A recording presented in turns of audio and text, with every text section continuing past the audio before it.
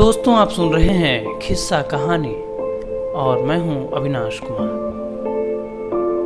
ये कहानी है उस इंसान की जिसकी हिम्मत, जज्बा और ईमानदारी आज के खादी पहनने वालों को सीख दे जाती है। ये अलग बात है कि वे सत्ता की हनक और अकूट संपत्ति के आगे इन्हें नजरअंदाज कर जाते हैं। देश के इतिहास में एक ऐसा भी नेता हुआ जिसने अपना पूरा जीवन गांव, गरीब, किसान, मजदूरों के हितों को साधने के लिए न्यौछावर कर दिया। उस शख्स का नाम था मांगन इंसान।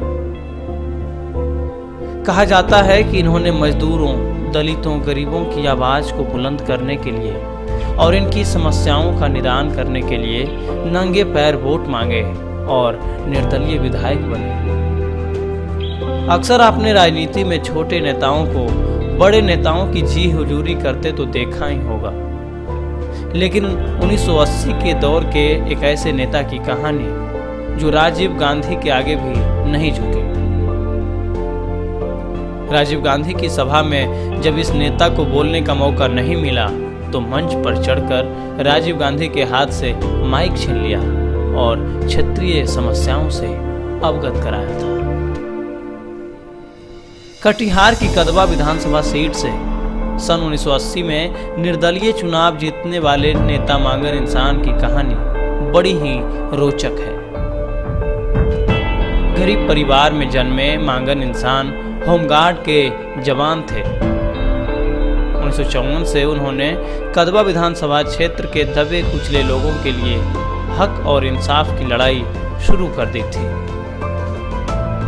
गरीब किसानों के लिए जमींदारों से भी लड़ गए, लेकिन किसानों का अहित नहीं होने दिया। यही वजह रही कि मांगन इंसान जनता के चहेते बन गए। 1972 में मांगन इंसान पहली बार मुखिया का चुनाव जीते। उस दौरान भी उनकी पत्नी और बच्चे मजदूरी किया करते थे। मांगन इंसान जब 1980 में निर्दलीय चुनाव मैदान में उतरे थे तो उनका मुकाबला कांग्रेस के प्रत्याशी प्रोफेसर उस्मान गनी से था। चुनाव परिणाम घोषणा के वक्त काउंटिंग में धांधली के आरोप लगे। कांग्रेस प्रत्याशी को विजेता घोषित कर दिया। इसके बाद काउंटिंग सेंटर पर बवाल मच गया। मांगन के समर्थन में आए वर्दीधारियों ने विरोध शुरू कर दिया। फिर क्या था? माहौल बिगड़ता देख तत्कालीन जिलाधिकारी ने रीकाउंटिंग करवाई, जिसमें मांगन इंसान 30 वोटों से विजयी घोषित हुए। हालांकि बाद में कांग्रेस की सरकार बनाने में मांगन ने समर्थन दिया था। मांगन इंसान की आर्थिक स्थिति ठीक नहीं थी। चुनाव लड़ने के लिए पैसे नहीं थे। 1980 में जब चुनाव मैदान में मांगन उतरे तो प्रचार के लिए नंगे पैर जाते थे। गले में टीन का एक डिब्बा लटका होता था।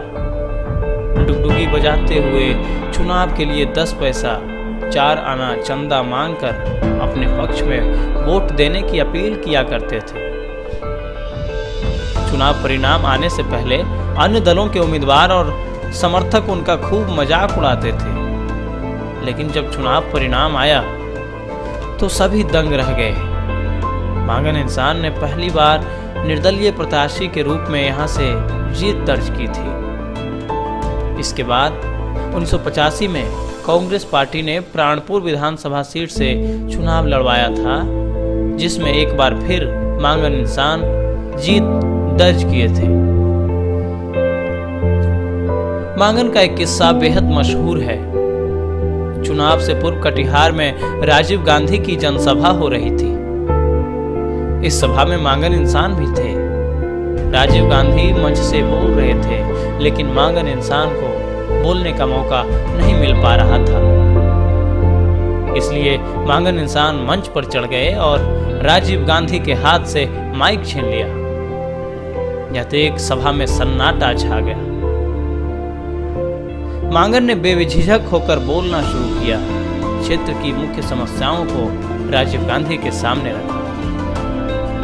वहीं विधायक बनने के बाद मांगन इंसान से लोगों ने महानंदा नदी पर पुल निर्माण की मांग की। लोगों की इस मांग को जोर शोर से उठाते हुए विधायक मांगन इंसान ने पैरवी की जिसके परिणाम स्वरूप 31 अक्टूबर 1984 को पुल का शिलान्यास किया गया था। इसके बाद 1985 में लाभा पुल का भी शिलान्यास किया गया था।